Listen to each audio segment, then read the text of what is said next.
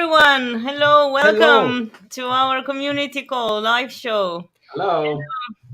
Let's wait when our public will join us. Meanwhile, guys, write in the comments where you're joining us from. While we are waiting, so we have some people join us. Hello, everyone. Let's start today's community call. Today's your host will be me, Anna Bulkina, Francesco Comito, and please let's give a round of applause to our guest, Yay. Jacopo Giacopuzzi, who is originally from Italy, but joining us from Santa Barbara, from sunny California. We are both paesani. I mean, we are both Italian, Italiani. emigrated as in America. Yeah. So, Okay, so while we are still waiting on our audience to join us, we have somebody joining us from Alaska. Great. Whoa. Yeah, Alaska is, what is the weather in Alaska, guys? we were talking about the weather in Santa Barbara and in Texas and here in Dallas, but actually Alaska is pretty tough. So while we are still gathering, let me read a little bit about Jacopo, so you will get an idea what kind of multifaceted person we have today. So Jacopo is a multi-talented pianist and entrepreneur. So he's classically trained and has studied in Italy, Germany, Belgium, and lastly at University of Southern California in Los Angeles. He currently works as a real estate agent, and his business is growing year by year. So he also has a background in photography. He started a photo agency in Italy for events, photos, and videos in 2012. He has performed at festivals such as Music Academy in Santa Barbara, Piano Fest in the Hamptons, and I Palpiti in Los Angeles. He worked as a caterer, server, and interior designer. During the pandemic, he started a startup called the Happy Little Loaf, which delivers homemade dough to people's homes. He also started a series called Bistro Musicale in Santa Barbara, which pairs a concert recital with a dinner and wine tasting. He started an Italian club called La Pizza, which holds fun gatherings to feel at home. So I believe it's in Los Angeles, right? Oh, sorry, in Santa Barbara. Santa Barbara. So Italian community in Santa Barbara, right? So you created that, Okay. Of course. So he is also, on top of it, he is the father and the husband, and then he also has like variety of hobbies, including cooking, reading business books, listening to podcasts, some outdoors activities that include surfing, mountain biking, skiing, snowboarding, video games.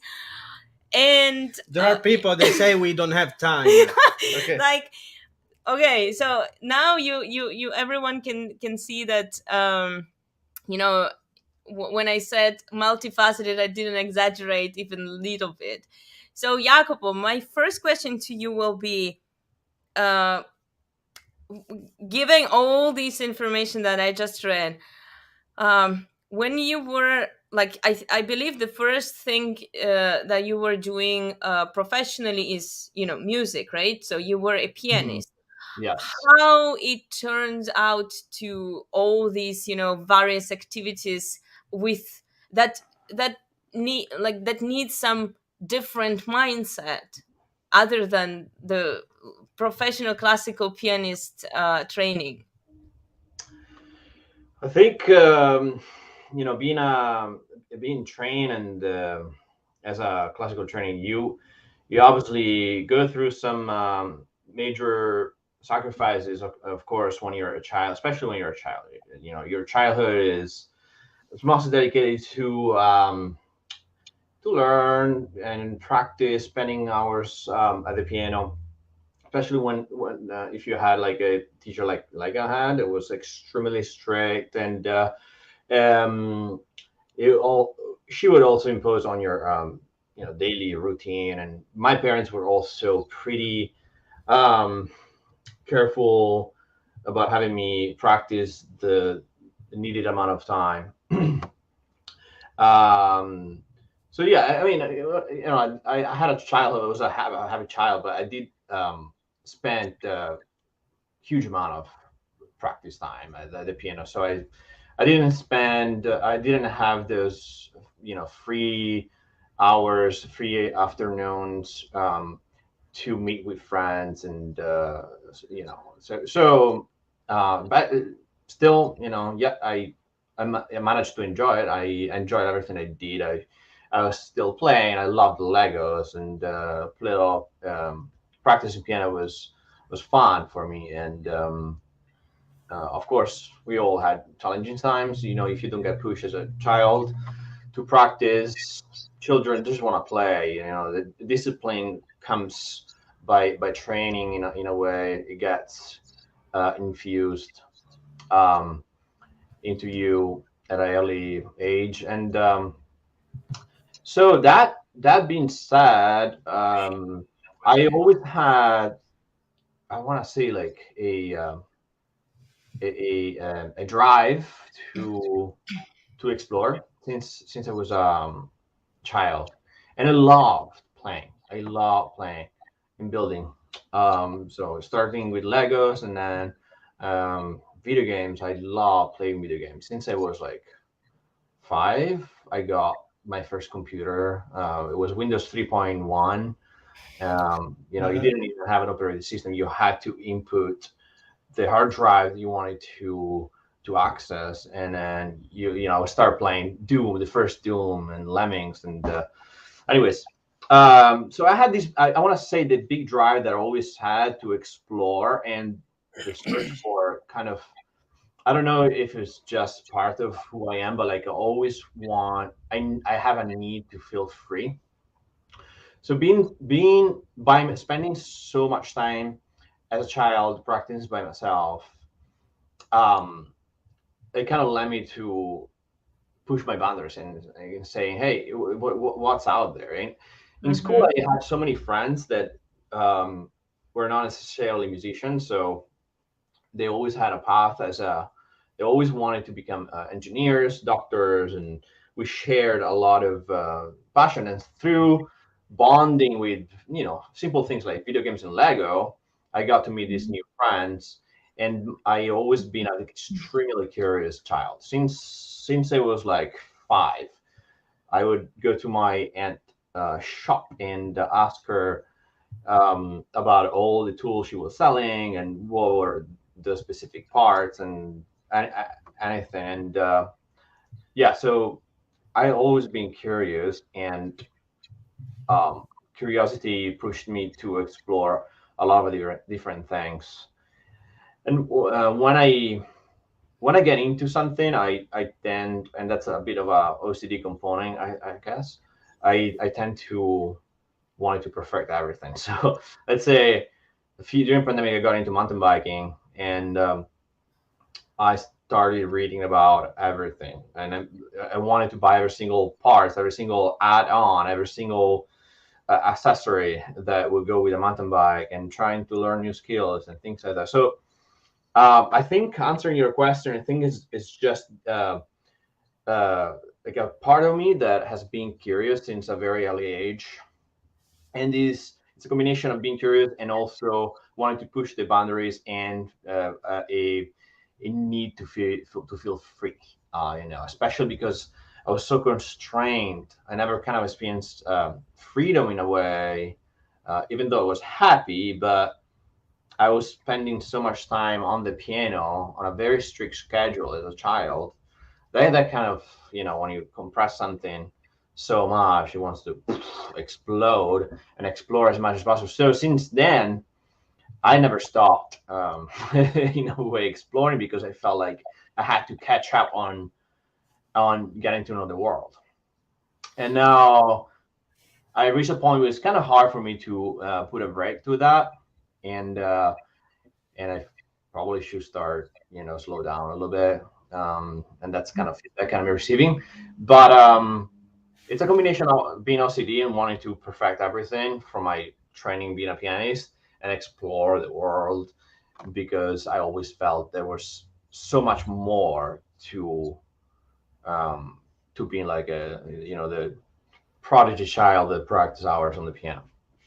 Yeah, that's wonderful what you said. I also know that you have a sister, Maddalena, who is pianist as well. Ciao, Maddalena. So if Is she she's here? yeah, hello, Maddalena. Ciao, Maddi. So so you grew up with also the sister that is professional pianist, so you had that very, very serious and professional attitude. So I guess all the time you were moving to a different activity, you were applying that kind of professional attitude to a different activity, so you wanted to learn every single detail about the new activity, right? That's what right. you said. Jacopo, I want to add something to what you said before. You said very important word. Actually, the word is curiosity. I think the biggest disease that there is in the world is the lack of curiosity. So that's the biggest weapon of that some people they have to put the people and so I want to talk about this topic, but anyway, the lack of curiosity is the biggest disease of the world. And so what you said, Jacopo, that you're always in search for something, that's the main point. You're always in That search. combined with another thing that it's a major, I want to say, cause of stress. Sometimes it's challenging any thought that I have, meaning like if someone or tells me, hey, what you're doing is not feasible, or if I see the situation could be potentially challenging, I go to the extreme opposite and I'm trying to figure out a way to make it work. Because otherwise it's something lingering that stays in the back of my mind, and I feel like the urge to do something about it. So it must be something to do with also like a little OCD component, like something needs to be fixed. I need to do something about that. I You are a think problem solver, so that's the very important. I was talking also with some friend and writing a post about that playing the music of a non composer, female composer, giraffe from Alaska, or whatever you want will not give you the success. The most important thing is to develop an entrepreneurial mindset. So you must start to become a problem solver, trying to understand, is my music solving a problem? Do I what kind of music I am proposing? There is somebody that actually needs my music. So all these kind of questions, questioning what you've been told, all this thing, how important is for you for a musician, Jacopo? What do you think? absolutely. I mean, if and it depends like what's your goal. If your ultimate goal is like financial wealth, or like financial freedom, for instance, or like if your final goal is just being artistic, and sometimes it's a little challenging to have the mental space that just allows you to be a free artist. I wish, I would love to spend my days composing, but I feel like first of all, we kind of have to see and order by and give a priority to what we need to do and what we need in life. And financial definitely has a big importance, the financial freedom, because through that then you can gain a little more mental space. You don't have to worry as much about, unfortunately, we live in a world that everything is money driven, and I wish things would be awesome if things change, but this is the reality, and you kind of have to play by the rules.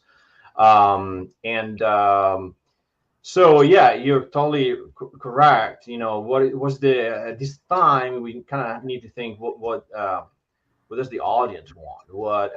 And then once you connect with that audience, then you can steer them towards kind of what you want and educate them more like a maybe classical music. But you kind of have to find a connecting point with the audience. And once you do that, and they start respecting you and trusting you, then you can have a different conversation. But I feel like connecting to people, it's a huge thing. And you cannot be blind and think, oh, I'm gonna just play Mozart Sonata or like this obscure uh, modern composer, and just because I know I practice it so much and I feel it's the right thing to do, without taking in consideration who is your audience, right? But maybe if you started with a different approach and kind of giving them the treat they want, and then slowly start introducing different things, then you educate them, and they appreciate more what you do. But sometimes, yeah, the audiences, unfortunately, they face this sort of like cold shower. We're like, oh man, this what is this? you know. But yeah, you have to listen what people want in a way, and that's part of also being like a I don't want to name myself necessarily a businessman, but yeah, you have to cater what your product and your business to what the audience and the clients want to. Yeah, Jacopo, do you think actually that a musician, a pianist, a violinist, a singer that always they always been practicing, always doing this the same thing all over and over again, again, actually could change his mind? Could Do you think that actually is possible? There is a friend of mine that said, I was doing this for the entire life, and now I feel like a fish out of the water. I have I no idea mean, what to do. look, I think if they had a child at age 17, they would learn so much more repertoire because they would learn how to optimize the time they have. Very And good. it's, Very good point. like the less time I had in my life, weirdly enough, the more stuff I was able to fit into my day because I had Yeah. such limited space, and I started to kind of break down and allocate different things to my different portion of the day that I knew just at that specific time, and I couldn't waste it. And I had to get stuff done. Like learning music, what that process boiled down to was like even a very pragmatic approach to learning music, which was like dividing. Even if I had to learn and memorize a score, I literally counted the number of lines or pages in the music and divided the number of pages that I would learn by the day. Or like, okay, I have a week, I memorize 5 pages a day, and my Mhm. my work is done for the day. Because I know then I'm gonna plan out. I call it crash test, or like practicing or like performing in front of a dummy audience, and the piece, and then you get ready. You're ready to go out and about and perform your pieces. But I think you cannot blame people because they might not have like enough things to do during the day. But hey, if they wake up one day and say, hey, I just want to add that to my day, and then they're slowly going to start realizing that they're going to have to optimize their time. Jacopo, for example, you are very busy man. How do you find the time? Let's say to our friends musicians, they were saying, I don't have time. How do you do it? How do you find time to read? Do you read actually? Do you find time for improvement? Yeah, I mean, self improvement goes in phases. To be honest with you, like I have phases where I feel like I don't have enough to do, and like, oh, what can I do to fix that? And then I jump on books, you know. And then there are phases because I'm a self-employed, right? So self-employed life is not like a very stable routine, and every day is kind of different. And I wish it was a different scenario for me, but Sometimes it's just honestly wish that I had more like a structured day, like 9 to 5 job at the same not at the same time not because I mean, this life that I have allows me to manage my own time, even though it's probably definitely more stressful than having a 9 to 5 job. But the way I find time is by allocating by dividing what's priority that specific day. Like for instance, I'll go through like right now I'm very busy with the real estate. But at the same You time, talk to us about this now. Mhm. I'm also preparing for like a tour in Japan with Madalena, and then I'm also working on setting up a festival in Southern California, in Encinitas for this summer. So talking to uh, hosts and budgeting and all of that. So I know in the morning I usually take my baby, I watch him so Sarah, my wife, can catch up on sleeps a little bit, and then we started hiring some daycare to help us out with the baby Monday through Wednesday, and then I always just jump on calls, catch up on whatever is new on the market for my clients, real estate wise, and then generally speaking, dedicate my mornings to meeting and showings and in project and phone calls, and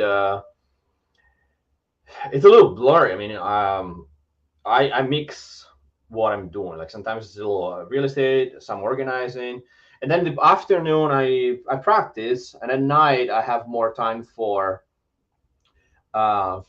reading, catching up on news, and my other fun activities. Um, and then weekends are usually for working out. I used to work out much more, but because of my the baby being born, I had to reduce that right now. But surf, mountain bike in the weekends, doing a lot of ski trips, and I try to schedule in advance my skiing trips because I know if I don't do that, then I get busy, and I'm 100% sure I'm gonna have an excuse not to do it. So, and it's important to me to go. I love learning new skills and improving my techniques, whatever. But and it's good being out there. It's kind of gives me a chance to reset my brain because people always work, work, work, work. But I think you benefit a lot by taking some time for yourself, clear your mind, and then you can have a fresh start.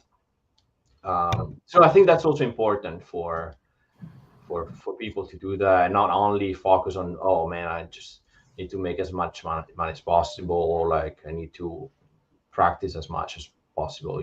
If you're like, even if you're like practicing full time, taking a break, I think it's extremely important because it gives you it gives your muscles a chance to relax and breathe and reset and decompress. Um, yeah. I was wondering after what you just described, like your busy day, like the morning, the afternoon, and the evening. So you are some people would think, okay, he's now a real estate agent, so he gave up on music, but it's not true. So you are preparing the concert tour with your sister, so you are still like a professional pianist. You are practicing every day. You are planning, on a festival. You are like many things in one. My question would be, when it's all started, so you started as a professional pianist, but then at some point, so in 2012, like as I read in your story, I don't even want to to call it like CV. It doesn't look CV is like garbage. CV. So in your story, so you said you started the that kind of service of video and photo shooting for events. So it's your I get like, did I understand correctly? Was it like your first business? Yeah, in a way it was. Let me think. I think officially it really was. Yeah. Yeah. So what took you?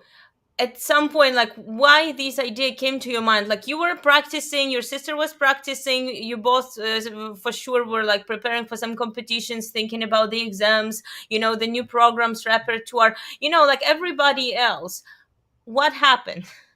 Oh, I don't know. I always enjoyed. So I'm a little bit of a geek, and I love any excuse that I have to buy a new toy. I'll get it.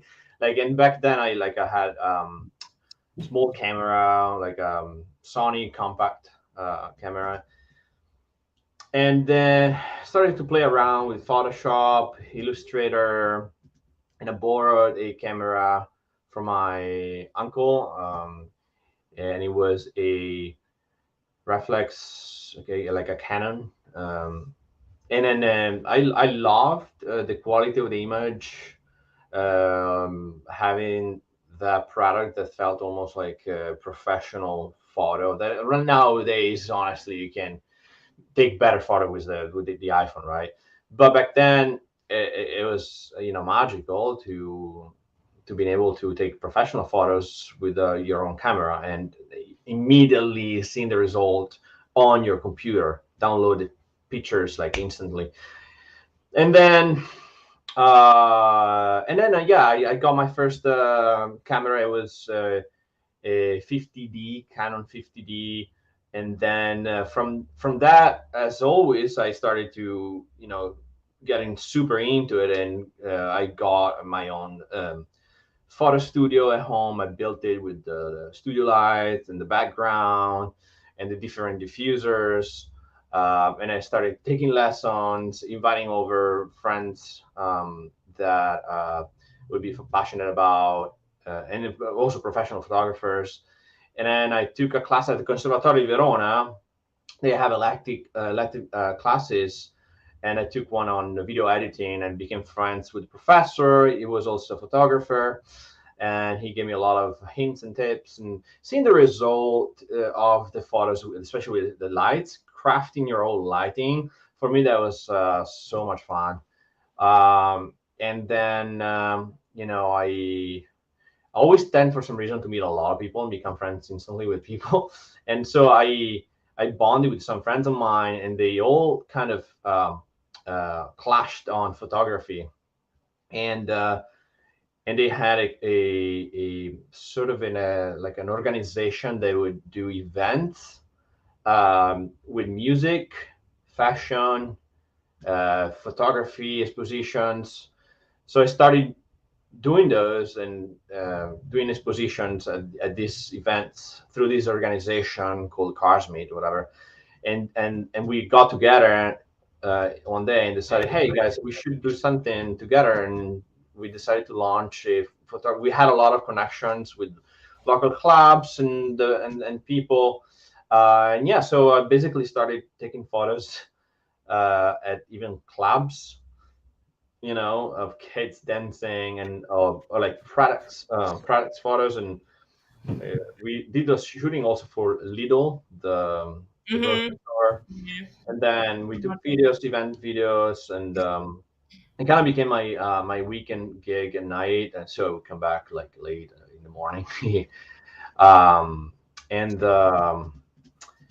yeah, it was fun. And then it lasted until it lasted because I moved. Then in 2014, I moved to California, and that kind of faded a little bit in the background, even though I did a lot of work here. Still, the first few years, I was shooting students at USC, not mass shootings, photography shootings. Uh, Mm-hmm. and then, taking my own photos for the master class, for the master recitals, and my own video clips. That's another thing that I love doing, taking music and creating sort of like a MTV video clip.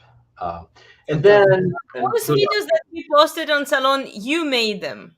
Like, you were the like the operator of the camera. yeah, exactly. And How then important is this skill? I mean, I will ask you after a bigger question, but how important it is for nowadays, especially for a musician, to learn how to record, how to make videos. There are Exactly. musicians I mean, who for me, that don't was know. important, and I spent a lot of time on YouTube tutorials and even making my own website. I built my first website. I took a class specifically at the Conservatorio to code my own website, and that was my first website. And then I found out WordPress, and I built my following website on WordPress, which is a much easier way to deal with, making a website. But anyway, so yeah, and then I started attending these festivals in the United States. One of them was Piano Fest in Hamptons. My first edition ever was in 2014, and that summer, that's the summer I moved to the US, and I still had my luggages were like two massive bags full with everything I was able to move from Italy. I took with me like something like two cameras, studio lights, like an insane amount of stuff. So I had all that equipment at the festival. So besides performing, and that was right after my graduation in Imola. Mm-hmm. So right on top of performing, I started, taking photos of all the students, and I had this idea of creating posters for the festival with all the faces. Mm-hmm. And that's an incredible festival because the musicians live all together. There are like 14 pianists living all together and cooking together. So you create kind of a magical bond between everyone. And so I took the portraits, put them together on Photoshop, and printed copies that we sold at the concerts of, and also recorded every single concert. And the director Paul Shanley loved what I was doing, and he hired me back. So the summer after I came back, and he hired me, and I got paid to do the same pretty much. On top of performing, I spent 2 months there, um, doing what I did the previous year, and so forth, like for the next 4 years. And then I USC back then I didn't have. I just had the F1 visa, so I couldn't work officially. But I did I forgot what that was called, the OPT program, OPT, OPT, OPT. yes. We know how it's called. and that allowed me to work within my field. So that's how I started working and performing at the PalPT, the LA festival. So I was running their social media website, MailChimp, newsletters, um, and I did some work for a jazz festival in Santa Barbara where I would just stream their concert live on YouTube, stuff like that. Anyways, Mm-hmm. and yeah, and then I always had, this sort of idea of, I mean, one of the reasons, I moved to California because I loved it. I love surfing, I love the outdoor activities, I love people. The vibe was great, but also it was a great opportunity for me to start exploring different professions in a way, something that I felt in Italy I never had an opportunity to do, for a combination of factors. But immediately I figure I always had dreams of, I don't know, having my own space, customizing my own home. So I really thought of interior design. Guys, sorry, do you listen any kind of strange noise? Because if we have workers On the roof. on the roof, they are working. So if you listen, boom, boom, all this kind of No, no, no. noise. No, I don't hear anything. Ah, that's fantastic. That's fantastic because here it's like there is the Second World War on our. Oh, no, Yeah. no, no, no, no. There's nothing. There's nothing. Okay. Great. Sorry for interrupting you. Let's go. I forgot. Interior design. So yeah, interior design. I started interior design, and now with the thought to starting pursuing real estate. So as soon as I got my green card, and now I'm a citizen finally here. But then I immediately took the real estate license, and with the background, having a background in interior design helped me in a way. With real estate, wasn't easy. I mean, real estate is very competitive here in Santa Barbara, extremely competitive. And what allowed me, I think, and helped me a lot in the beginning was, and we Italians love to make friends, right? We don't have any filters. We would just start talking. We are good people. We are good people, and fuck the rest, right? So we're able to start conversations, and we don't care what people say. Just a second, Jacopo. This is super important. This is super important. How important for a musician is to learn how to sell? First question, how important? How to learn? Third thing is that, as you said, we need to start to don't care what other people they think about us. So it's like a dog. You take a frisbee and you give it to him. He will try to catch it. He doesn't care what other dogs might think. He will not think that his life is ruined if we will not catch The frisbee. the frisbee. He will keep doing it, doing it, and not be afraid to ask. How important is for a musician to learn how to sell? You are a real estate agent, so you Yes. had to. Did this, activity as a real estate agent impact your musician's activity? Did you start to behave differently, or to talk with people differently, or represent yourself differently? Exactly, Yeah. because many musicians. Yeah. There's a very specific part of being a real estate agent that makes you feel like, money. Like, come on, guys. So, okay, you make a commission. It's a huge chunk of, change. You perform for months. You practice hours a day for months to potentially, have a concert, and you're begging them to pay you what, maybe $3,000 if it's like, If you're lucky. if you're lucky, right? But on average, it would be $1,000, $1,500. So that makes it feel like, oh man, like, what the hell? Like, the same amount of work that I do in real estate, I get like, I don't know, 10 times that amount, right? So, and so you put everything in perspective, and you don't feel as bad asking for people for more money when you perform. Like, hey, do you want me to perform? Here what I charge. If you want me to, that's what I love doing. Great. If not, I go home, I practice, I spend time enjoying my own piano. I do not have to perform. So from that standpoint,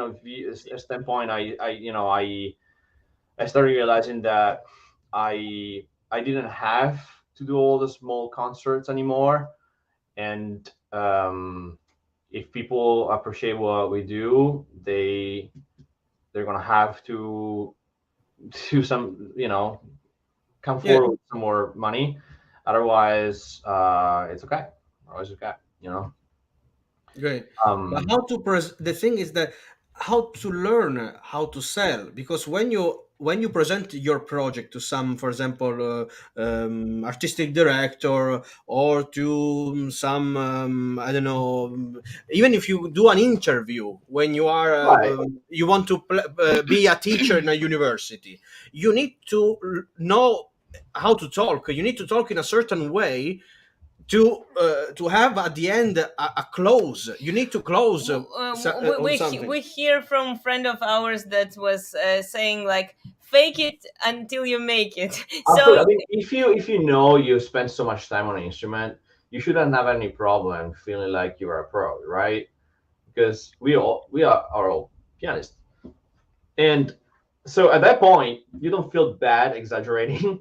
What you've been doing, and even though like a small, potentially like smaller performance feels small to you, to someone else it might look huge. So you have to use everything to your advantage. Every single opportunity that you had to perform, then you are enhancing on paper, and you kind of zoom in, and you make it feel like this super big deal sort of performance that you might have done. So, and then I like creating my own presentations for music directors, and I use InDesign, and I make beautiful pages with a lot of graphic and nice photos, and I try to use I don't use myself anymore as a photographer. I hire other photographers to take professional photos of me because I haven't kept up to date with recent technologies for photography. And yeah, and I create and I try to craft very appealing programs. That's all we need to do. Um, something interesting. I always try to include some jazz, some relatively famous music, or if it's something new, it must be something extremely cool, something that we presented with a colleague of mine, Konstantin Sokoveski. We just did Mm-hmm. a tour in last fall, and we performed at the concert hall in La Jolla. And one of the compositions we presented was by this Russian composer Polina, and it's the coolest piece, very minimalistic, but very easy to listen to. And also, for instance, I transcribed Interstellar soundtrack for two pianists, and we had like pink bluish light on stage, um, and then just trying to make something look up to date, even in what you're wearing, like the classic black um, tuxedo. I don't think it works anymore. You just put automatically a barrier with the audience. It's just like Yes, very dated. We gotta like kind of update our look and what we do. Music is gonna be eternal, so that's not something that's gonna change. exactly. But everything else is the exterior. I mean, you gotta relate to the audience. You gotta do something about that. We need to reinvent ourselves, Yeah, as a musician. absolutely, absolutely, Uh, absolutely. I mean, professor's gonna say, "Hey, you're gonna have to show up at the concert recital with a black suit," and I mean, it makes sense if it's a theme, like if something specifically, designed, like an event yeah, is designed that way. The theme is the '60s, right? Okay, that makes complete sense, right? It's cool. But yeah, if not, like, why? Like, I always ask myself, why do I need to do that? Like, is there like, absolutely. Absolutely. What it's very important. We need to reinvent ourselves as musicians. Even the appearance of the musician on stage is like, once you walk on stage, it's already like your performance started even before you actually started playing, right? Just your appearance, like how you walk, how you Yeah, but dressed. just a second. Even wearing a mini skirt is already old thing. So the thing is not only wearing them. I mean, wearing the mini skirt or do something crazy, Provocative. provocative is the entire concept of the performance that I think personally should be reinvented. Maybe something more interactive, something more, that makes the audience be part of this magic moment that is the musical creation. I yeah, think it makes sense. So, uh, I want to ask you another question, Jacopo, that is very important. You were talking about friends. Italians, they know how to make friends. How important is to create and build stable relationships, not yeah, only with musicians, but you know, with other people. yeah. It's huge. I mean, not just To build a network, that's what I mean. maintaining relationships, because that's the tough part.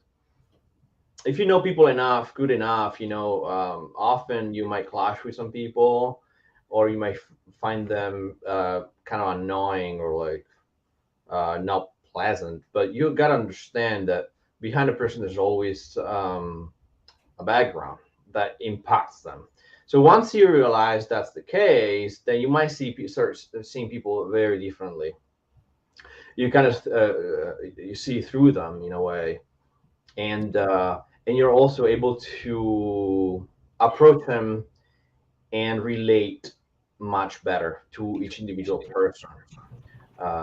Some people are very good at putting a barrier in front of themselves, and you got to be able to sort of break that and relate to them. That's just, I think it comes with practice. um, I dealt starting with my first piano teacher, and then concert organizers and festival and realistic clients. Jeez. um, you start kind of being much more diplomatic and filtering certain things. And as far as you're a good person, you work ethically, and you behave ethically. um, but yet, questioning things, I think you're good. I think you're good. Absolutely. Jacopo, how important is to surround yourself with non-musicians for For the, me, it's been key. I mean, that's a second, for the switch of mindset that we were talking before. How important is to surround yourself with non-musicians? Yeah, I mean, and for me, it's been key because we as musicians, unfortunately, it's a physiological thing. Then if you practice and spend that much amount of time in your life playing an instrument, your brain gets wired in a certain way. And if you start also other activities at a very young age, I think your brain might be more flexible and much more open to different things than music. I think, because someone that is a musician, it's the their mindset is, oh my god, I spent so much time practicing, and they get stubborn about that. They're like, I need to be a musician, and they're like that. So I spend my entire life doing this. I'm gonna spend the rest of my life doing the same thing because I don't want to feel like I wasted my entire life doing that specific thing. But it's not like that. You gain a lot of skills. I noticed that a lot of my colleagues that are musicians are also extremely brilliant, smart people, which potentially breaking into a different career, it's a huge plus. So they kind of have to use, if someone wants to do like a professional switch or starting to do a different profession, they can use that background they have in a very smart way. I mean, you gotta leverage the fact that you spend so much time practicing the instrument, and if you do a job interview, you say, hey, massive attention to details, and then extremely able to focus. And I mean, you come with a incredible set of skills that is useful to potentially companies or start different things. But I just wish that people like at a young age they realize that a little sooner before it's too late, because there's so many opportunities out there for someone that uh, again spend so much time doing one thing, like athletes, right? Athletes, they have the advantage that their body shuts down at an early age, while our hands are potentially, Yeah, they kind of have to figure out, hey, what do we do once yeah. our career is over? And they have to make the choice much earlier in life, or they start lining up different things at the same time while they do their career, and that's very smart to do, you know. Absolutely. Because unless you want to teach for the rest of your life, which I mean, I have a few students, but that's not what I mainly do, Yeah. as you well know.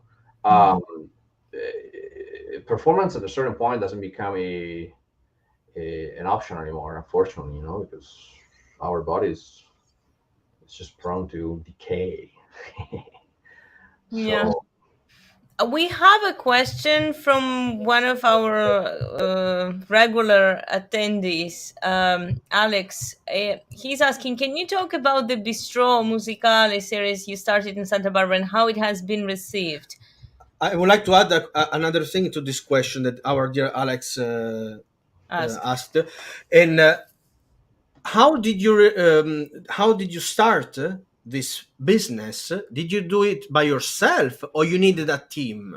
And if you needed a team, how important is to build a solid team made of people that are not musicians? So you need a team in your team. For sure, you need a lawyer, you need an accountant, you need people they know Everybody has to contribute to this idea, to the mission of the business. So And how it was organized, like, there has to be somebody who would manage everything and organize, people together, so they are not like doing, various things uncontrolled. Yeah, allora, the the way it started was in 2018. A friend of mine, Tommaso Magazzani, also pianist, he spent some time with us here in California, and we're just talking ideas, and we had this idea of, hey, what we should start a series or something, and making it interesting, in a way that will attract more people. And he's actually the one that came up with the Bistro Musicale name. Then he left. He had to go back to Europe, and I was left with his name and the idea, and kind of I wish I could have done it with him, but we're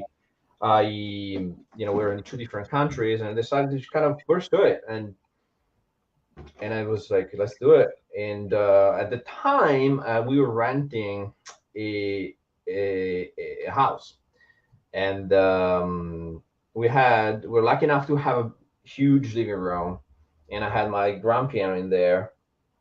So we transformed the living room for the event. We started selling tickets on Eventbrite, and then Tommaso's brother Nicolò Magazzani, who is now in Laguna in San Francisco. He's an incredible chef. They own a gelato place in Mantova. So I told him, "Hey, do you want to do this with me?" And he was like, "Yeah, sure." So he and him basically were like the face of the business. And then we sold. We wanted to sell like 30 tickets, and we ended up selling like 50 tickets on Eventbrite, and the price point was pretty high. It was like $120 per person, but it would, if you consider that you get a full wine. We work with a sommelier, a friend of ours, that imports wines from Italy, and everything was Italian, and so chef sommelier. You get a full wine tasting. You get a full blonde dinner, including inclusive of appetizer, main, second, and dessert, and a full concert recital.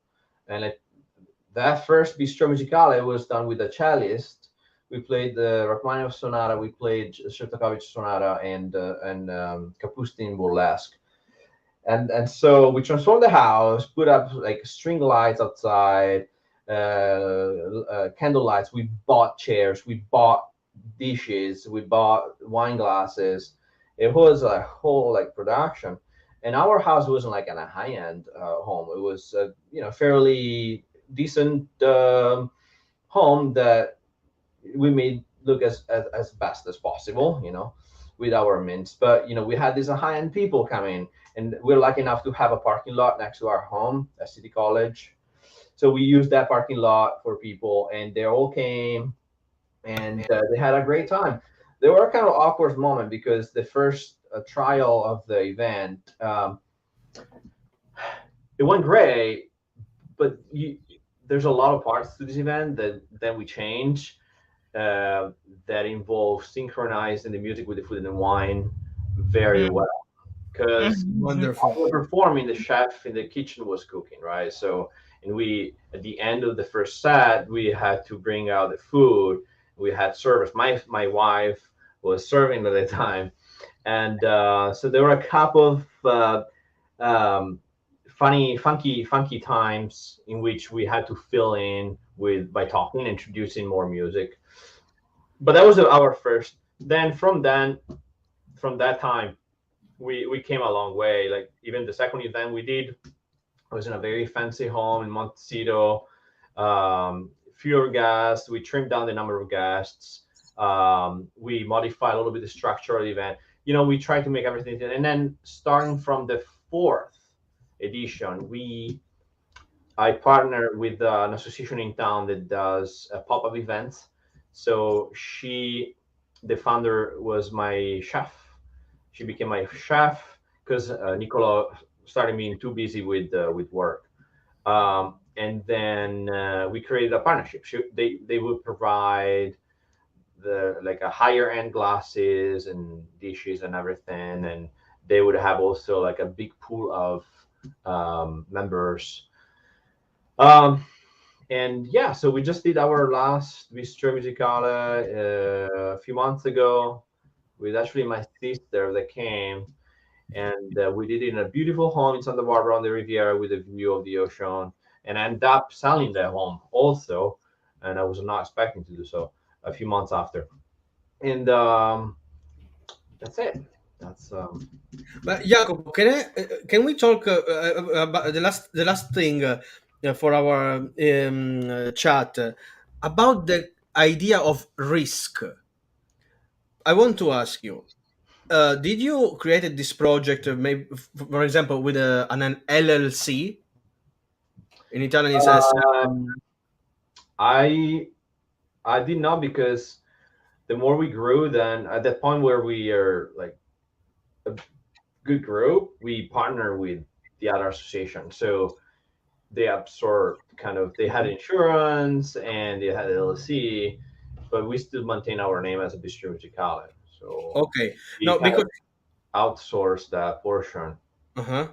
You know why I'm asking you this? Because I had a friend of mine that we were talking yesterday about this topic. What is going to happen if I create something and after I do mistakes and everything is going to hell? I will go in jail. I will every kind of disaster will I happen will to go me. bankrupt, I will not go in back jail. to. Just a second, guys. Let me talk to you. The problem is not the risk, but how to manage the risk. Exactly. I don't know any rich man that didn't lose money. But the thing is, rich people, investors, or business owners, they have certain tools that the government created for them to work. The government needs uh, Entrepreneurs. entrepreneurs to do certain things, to provide jobs, houses, energy, and food. If you do these things, the government will help you with tax advantages and with tools like LLC, limited liability company. In Italian, this is SRL, so it's Società Responsabilità Limitata. This tool is very powerful because allows your idea to die instead of you. So the problem is not the the risk, but is educating yourself how to manage the risk. You can make all your dreams come true if you know how to do it. The problem is that you need to realize that there is something, wrong, that there is something wrong in the educational system, and so go and read new content. That's the key, I think. Yeah, I So think everyone should have a team comprised of accountant, financial advisor, attorney.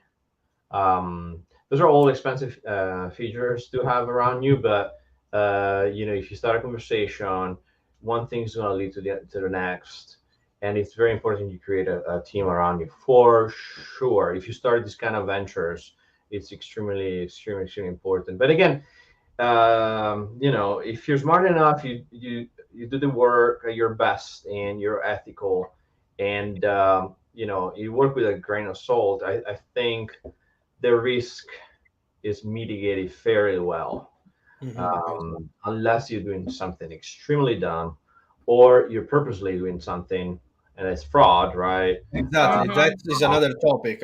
That's another topic. But again, yeah, life is risk. Otherwise you're not gonna leave anymore. You're just gonna start floating away. Yeah. Well, Jacopo, thank you very much for joining us today. It was a pleasure to know you, to get to know you, and to talk about these very important topics. And I'm sure our audience enjoyed it very much and learned many things from you. And we Uh, hope to have you in for some other community Not we calls. hope.